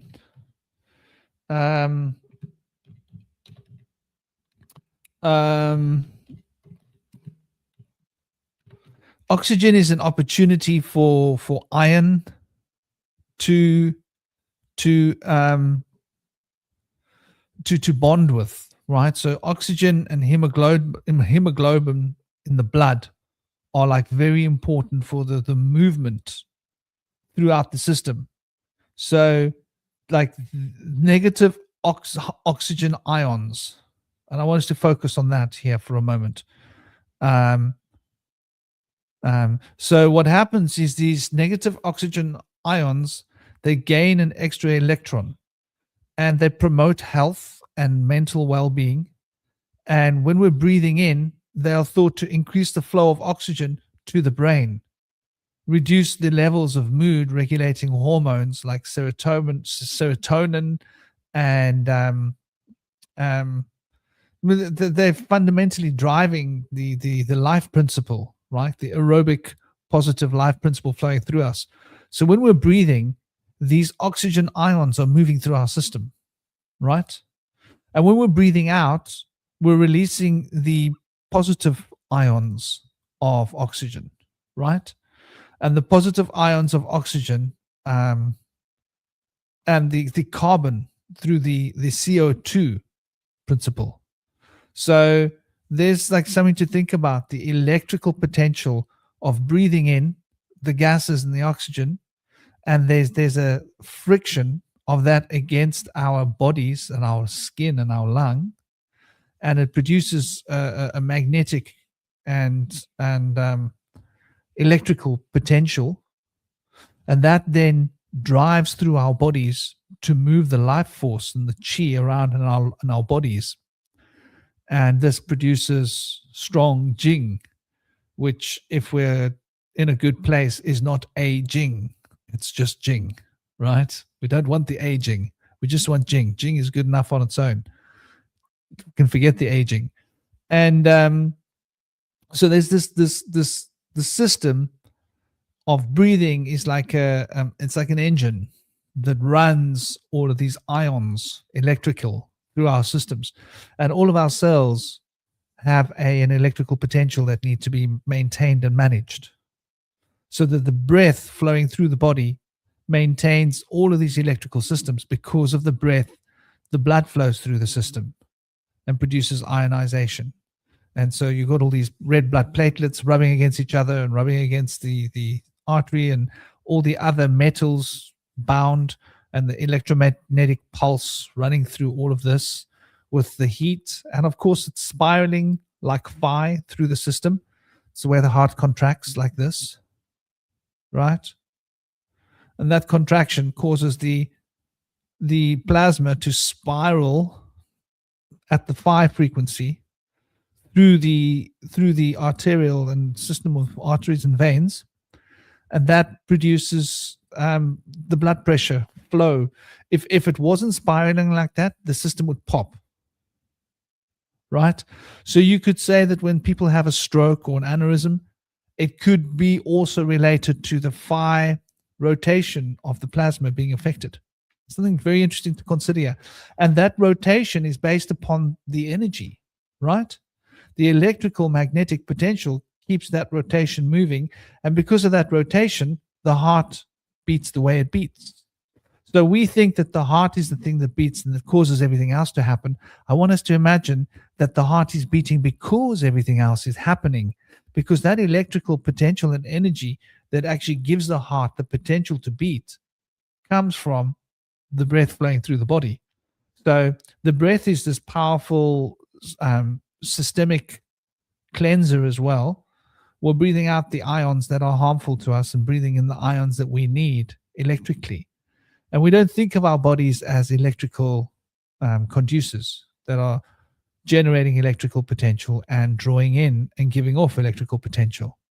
And when we start thinking about ourselves in such terms, then we can understand why the transhumanist movement, as toxic as it is able to root and attach itself to the human biological system. Because they've been studying our biological systems and trying to imitate it using technology. And this is exactly what transhumanism is, right? With their own agendas attached to it. Those are the rich and those are the people that have power. So the breath is fundamental. And I know I jumped deep earlier into the Saturn square and how it relates to all the numbers. For those of you that missed it, go back and watch it earlier on. There's some real, and like Jeremy said, it might not be easy to take in. You might want to watch it slowly and sit and contemplate it piece by piece, come back and watch certain things again, and then experiment for yourself and see how you can relate the numerology and the principles of numbers to be able to incorporate every different system of occult physiology and occult metaphysics on the planet, from Taoism to the Kabbalah to Vedic knowledge to Taoist and ancient Kemetic Egyptian law. And here we have dear brother who's come to join us. I like to call him Shinobi One Kenobi. Welcome, dear brother Shinobi. I hope you are having a great day. Welcome. It's an honor to have you here. He's a great researcher, does a lot of wonderful contemplation into words, their power, and it's a big part of his path. He's also very sensitive and in tune with a lot of the things that we're talking about on an innate, visceral level, which gives him a physical insight. Welcome, dear brother. How are you doing today? And thank you for joining us. Hey, man. What's up? I thought I'd just come in and say hello briefly for like 10, 20 minutes or so. But yeah, sorry, Esme was just calling me as you were introducing me then, so I'm gonna call her back afterwards. But yeah, really good, thanks. Seems like it's been quite a while since we've had a chat. But yeah, doing good, man. I just wanted to jump in when you're still talking about the Jing and like sort of like the engine, the engine, like in relation to the car, and then the failing as well. And you mentioned earlier poo, like the origins of what that means, and of course, like you have what did I want to say? Because I've written some notes. I've taken some screenshots of stuff I wrote in the chat. But yeah, what I wanted to say, I think Jeremy said it, was that basically failing at its core is stagnation. Failing is just not doing anything at all. It's lack of movement. So that would be not exercising, as in not exercising your spirit, more importantly than anything else, not exercising your mind or your psyche, because of course mind over matter. And I think that lots of people do exercise, they run around and stuff, but I think that it's even more important to always expand, always expanding, following that spiral. And yeah, it's interesting with like a car. When you stall your car, you can like fail your driving test, or like it's kind of failing to stall or to stop. So I just find it interesting because obviously the car in relation to the vital essence or life force, you know, that which drives us, gives us our chi or energy, to kind of stop before you even start. Like a false start can kind of kind of be failure. But I think that as long as you're always moving, you can't fail, because like you might, if you're running, you might trip over, but if you just keep running, if you keep going, you're going to get to the point in the end, and the point is the central point to the spiral. So you go in and then you start expanding outwards, and as soon as you have lack of movement, well, then that's failure, really. So as long as you're just always moving, always expanding, then I think that's key. And then in relation to air, obviously Mercury is ruled by Gemini. Gemini is an air sign, and Gemini is like the two pillars of the twins, and the two pillars of Gemini, like the air, is what holds up our temple. Like you need the breath, you need the air. Like the breath and air relate to the mind as well, as in ment being mind in Latin, and mend, of course, as well. How you mend your mind can sometimes be mint, like by mint tea or breathing mint, that can clear your airways. So yeah, I just thought I'd share some of that stuff with you. I really enjoyed your conversation so far with Jeremy. I did want to jump in a while ago, but yeah, I'm at work. Yeah, brother. I figured you'd be at work because I know your Friday schedule. I remember us talking about this a while ago. Your Friday schedule keeps you is a trickier of your days. And yeah, we missed our chat earlier this week. I believe you were really busy and you had a lot going on. So that happens. Sometimes we're busy, just busy, like bees. And it's interesting, when we're talking about energy and movement, and this is something that is important to recognize, because it's implicit in all of the fundamental occult models, and I can't help not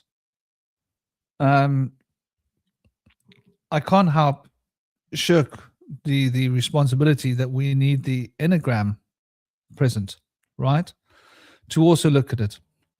So if we look at the Saturn square, which is the Saturn sigil, right, we can see at the heart is number 5, and 5 represents Mercury, which represents the movements at the heart, the all the moving potential that causes the rotation of the 4, 5, 6.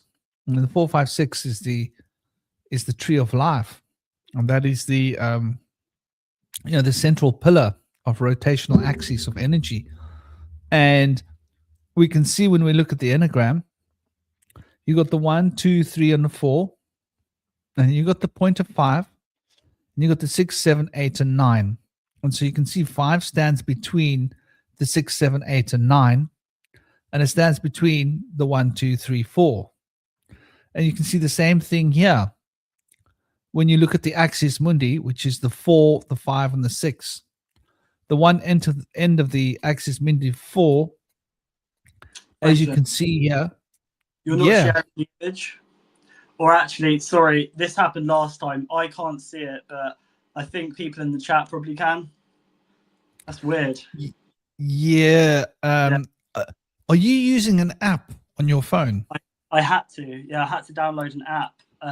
But the thing is, I could see your images earlier. Like when I was watching on YouTube, I could see them. So it's probably just now, which doesn't matter because seen it a few times. It's the StreamYard app, dude. Yeah. It's because, have you tried using a Firefox? I haven't, no. Well, I would recommend installing a Firefox next time and seeing if you can use the Firefox to log in, right? Okay.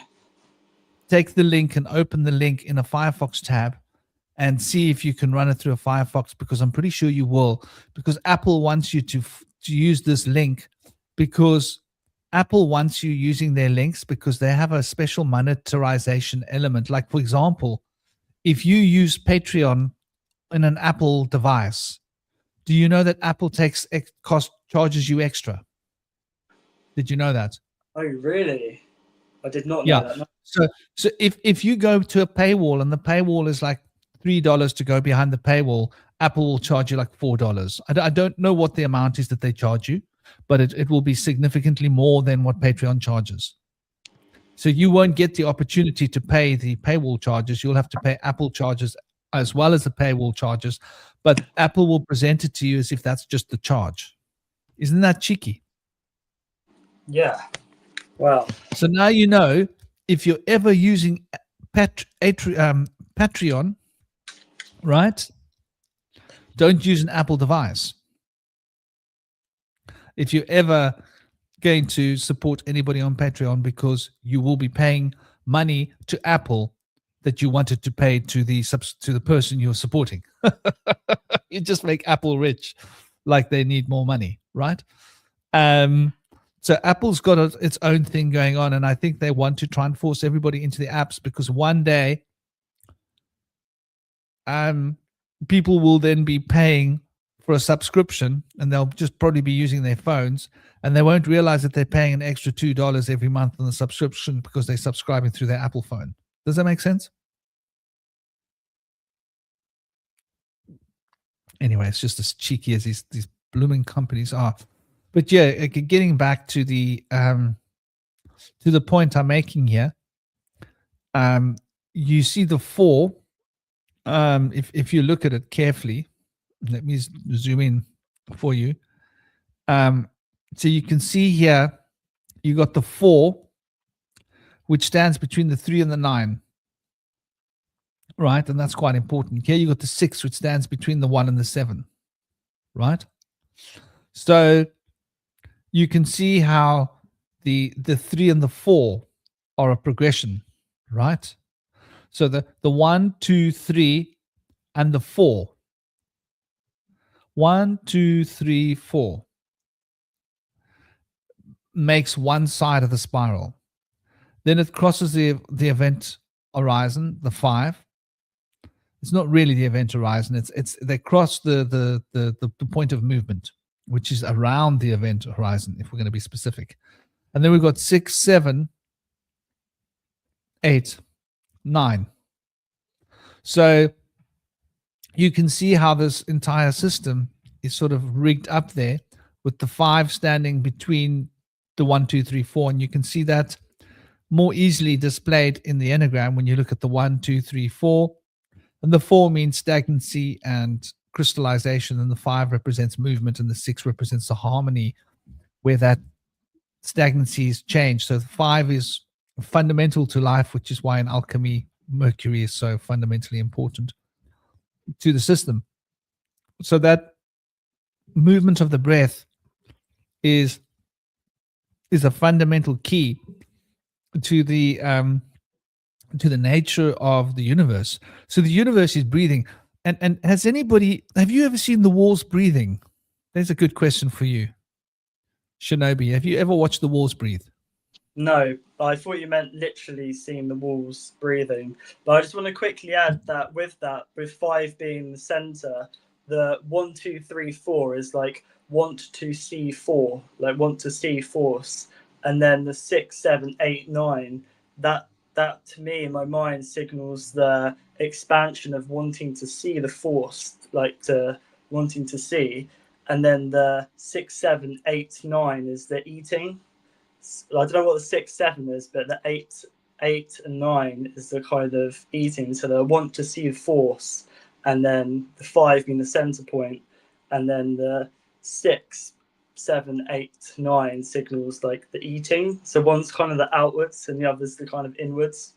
But yeah, I have not seen that, but I thought you just meant literally like breathing, the breath of everything, in real life. Brother, the walls are breathing. And if you ever catch yourself on any psychedelia, ever, pay close attention to the walls. Those damn things are breathing. The rocks are breathing. Everything is breathing. The ether's breathing. The whole universe is breathing, but we just can't normally see it, right? But everything's breathing. And when we recognize that everything's breathing, we realize that like the breath isn't just in our physical bodies. There's a kind of a breath happening, and that breath has got to do with repolarization, right? Polarize, repolarize, repolarize, repolarize. Yang, yin, yang, yin, yang, yin. So what is vibration? Vibration is one way, next way, in, out, in, out, in, out. So you, everything is breathing. Every action that you can imagine has got to do with polarities shifting. And the shifting of polarities represents effectively the principles of breath. So to understand the substructure and all the subroutines of the universe is to understand the breath. And to be able to take charge of the breath is to be able to take charge of all four principles. And those four principles I was talking about before are quite important. Let's grab one more image here, which has got some relevance to what we're talking about here. And I think like it's very important to align this with the Hermetic principles, right? Because we've aligned the breath with the polarization, the vibration, and the rhythm, right? When you're breathing, it's an exercise of repolarization, and polarity is the key. But there's a vibration that happens. When you breathe, your lungs vibrate, and there's actually sound moving through your lungs and through your throat and through your whole body. The act of breathing is something we don't really always appreciate. And the principle of rhythm regulates the breath. So the breath needs to be rhythmical in order to achieve a state of balance and harmony. And just let me quickly open this image of correspondence. Where is it? Oh, I've got to type it in again. So when we start to appreciate these Hermetic principles, then we'll start to get like a real insight into just exactly what the breath is doing and how the breath works, and why the breath is so fundamentally important on all levels, right? So if you remember, we were talking earlier about imagination, sensation, right? The imagination is the air element, right? Building the imagination is by exercises of retaining the breath. We'll develop our imagination. Exercises of retaining empty lungs, you mustn't overdo this. That's got to be done in a careful way. Will develop one's ability to survive better with more CO2. So it optimizes our CO2 regulation systems. And that will improve our senses, strengthen our field of sensation. And so that's quite important. Then the release of the breath, right? The release of the breath will increase our inspiration, that fiery principle. Yeah. So exercises of out-breath, yogic pranayama exercises will improve that ability to be inspired and to be channeling that inspiration, the eureka moments. And then we have the element of contemplation, right?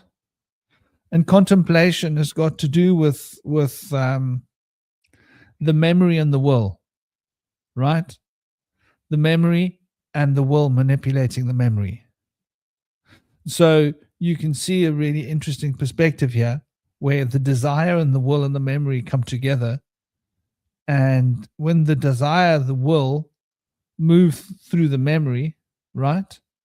We then get that mental ability, mental contemplation, for example, which is residing in the powers of the will. As the will implies itself upon the memory, we are able to consider and contemplate and have deep, profound thoughts and thinking. So you can see those four elements being reflected here through these Hermetic principles, right? And why is this like this? Mentalism. Oh, mentalism is there. Yeah. I saw a little square there, but it's my ScreenYard screen to make it larger. Square. The word is intact. So the mentalism principle is carried through the fire element, right? This is why in Kabbalistic work we consider the element of fire to be of the spiritual descent of forces, right? The monad bringing through, and the ability to be creative, right, isn't related in the imagination specifically. That is related to the contemplation, which lives through the imagination. And so that has got to do with the memory, right? And the will and the desire expunging upon the memory to facilitate new forms out of what is remembered in order to produce a new potential. And so this is like the bariya, or the form of archetypal structure, which is a very high frequency of thought. And so we can see how this relates to these correspondences, and how these elements, these hermetic principles sort of relate to these. And the intuition is really what carries this energy, right? Which is the correspondence sphere. And the correspondence sphere is carrying that, the will, the desire implied upon vibration, gives us that ability to contemplate. So you can see how these four elements are represented through these seven principles. And it's quite important to recognize that all of these things are fundamentally connected. So when you're breathing, if you're doing rituals, for example, relating to the elemental forces, your breath is going to be a powerful way for you to be able to channel those forces. And where your attention rests within your cycle of breath will bring in that particular creature's frequencies of consciousness. Or they might be not interested, right? That happens too. But to bring those energies in, the elemental states, there has to be an inter-rest, right? And to be interested in bringing these forces into our body, we have to be between the points of rest, which is movement. Movement is what's between the points of rest. And so these fundamental active principles of fire and water, which is what you can see when you look at the alchemical symbols. Let's look at the alchemical symbols. Do you have anything to say, dear brother? I do. I just wanted to go back. Every day wrote 159, the three seeds. I can't remember what that relates to, but the 159 would be A, E, and I, which are all vowels, which is very interesting. And I also wanted to add something else in regards to the breath and rituals. Do you remember Black Lives Matter, or those protests because of the guy who I can't remember his name? Everyone had posters saying "I can't breathe" while they were wearing masks in like 2020, 2021. Well, that was Yeah. That was ran by George Soros. That whole incision of the division, but it's come around again, full circle. But this time on the right, that was the so-called left. This is the right of the politics, the multiple ticks that drain us, suck the blood, the vampires. Now they're on the right. And then with Tommy Robinson, he's been leading marches here in the UK. And people are holding up banners saying, "I can't breathe," because somebody died recently. I think it was they supposedly got stabbed by somebody who was a Sikh, and they're trying to further the division.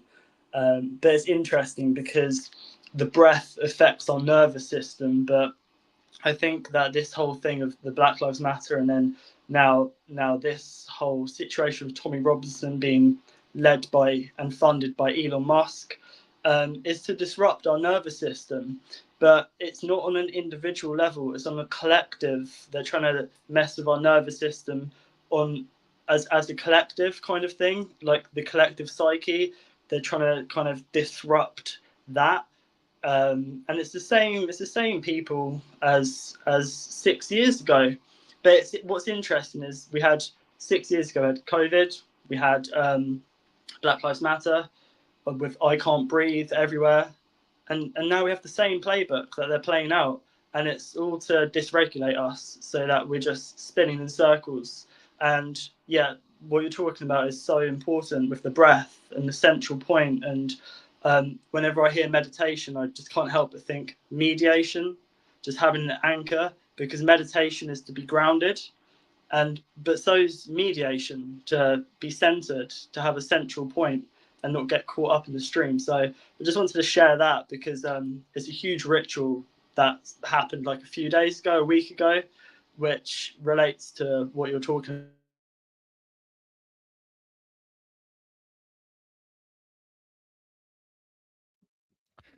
Yeah, totally, brother. You know, and that whole "I can't breathe" story is quite. There's the element of psyop behind it, right?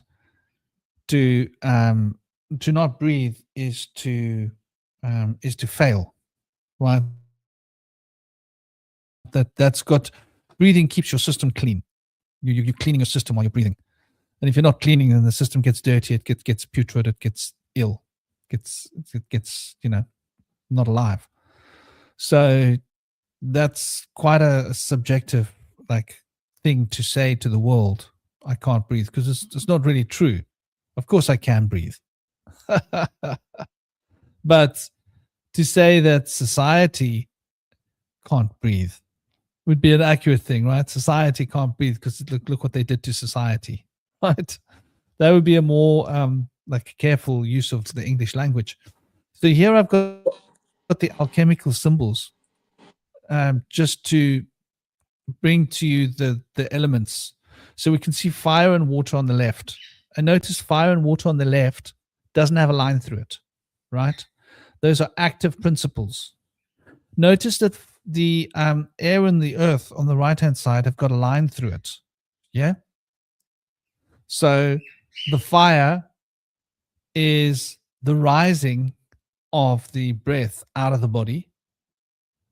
The water is the breathing in of the breath down into the body, right? And as that breath that's been brought into the body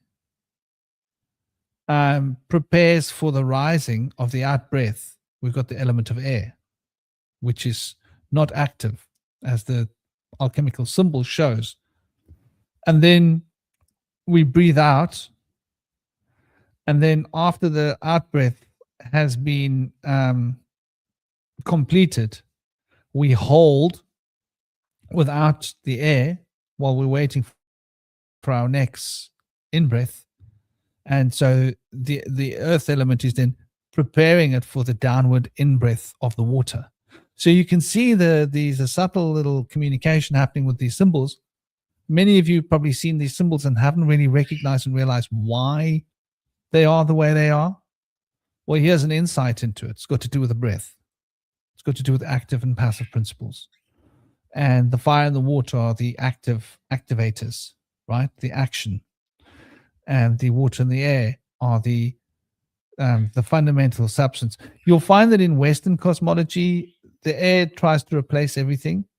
And there's a reason for this, because in Taoist cosmology, they speak of the element of wood and metal, right?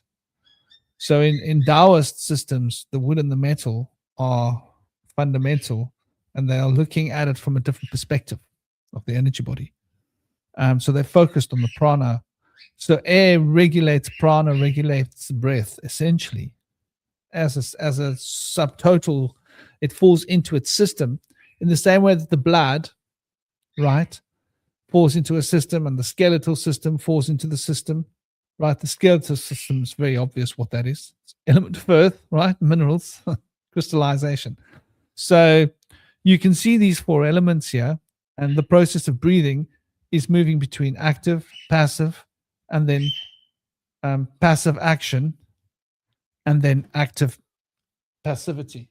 Henry, sorry, I've just got to go and check on Henry. Don't mess with the Garthon. Leave a Garthon alone. Come here, Garthon. Come. Garthon, come. Here we go, my darling. There we go. The cheeky little Pekingese that thought he could play with my cockatiel boy. Hey, Garthon. The Pekingese is quite a cheeky little guy. I think the Pekingese thinks that what comes out of the Garthon's butt is like tasty treats, which is cool. But that Pekingese is quite a cheeky little bugger because he'll go and eat all the crap. Ever since he was a puppy, he used to eat crap and then he wouldn't want to eat his food. I don't know what was wrong with that dog, but it's my son's mother got him, so he was vibrationally connected to her, and so eating his stool, sort of like I can see where that comes from. It's we're talking about cleanliness, we're talking about hygiene, we're talking about breath, we're talking about fail being dirty. So yeah, I mean, there's a little bit of a breakdown of the breath and the elements, and so one can recognize and realize that the out breath represents fire, the in breath represents water, the holding of the breath represents air when it's full, and the holding of the breath when it's empty represents earth. And these are the more ancient forms of the Vedic and the Tantras, by the way. In more modern versions, they've sort of played around with it and tried to change it. And I think there's a bit of a psyops happening here, right?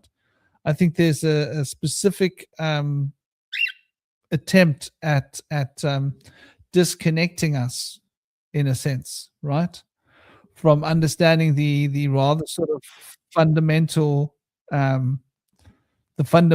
principles, right? And those fundamental principles are really important, right? So there's an element of obfuscation there, right? And they don't want us to be able to appreciate the importance of inspiration, imagination, contemplation, and sensation as a fourfold process towards attaining balance and harmony. And so in the modern systems of yoga, a lot's been changed, chakras, the colors of the chakras, all these things. And I've often spoken about these obfuscations before, but here's a little bit of an insight into, something to consider. Yeah, brother, are you with us? Toby, I was going to be closing down the chat in a few minutes. So I don't know if there's what's I missed the last 5 minutes because my mum called. So I am here. But yeah, obviously because I'm at work, I can't have like a proper conversation. So if you're wrapping up in a few minutes, that's cool with me. Haven't been able to catch the last 5 minutes, so I'll just be listening in now. Well, Om Shanti, dear brother. As always, it's an honor having you on the show. I've noticed we've gone over the 2-hour mark, so that's fairly extensive already. But yeah, to the rest of you, sending you all much love, much blessings. Thank you all for coming in. Thank you, dear Toby, for joining us. Thank you, dear TallTree, for joining us. It was great having everybody in here. It was great having you guys in the chat zone. And yeah, every day. I hope you're also having a good day. I hope every day is a good day for all of you, that you're all having a good every day. And today is like every day, just getting better than the other every days before and after. So sending you all much love, peace, honor, and respect. Enjoy and breathe. Breathe deep, breathe slow, breathe rhythmically. I'm actually going to be doing an exercise of breath work, but not breath work per se breath work, but a relaxation exercise and a breath work exercise. Tell me in the comments after this live so that I can see it later, who would be interested in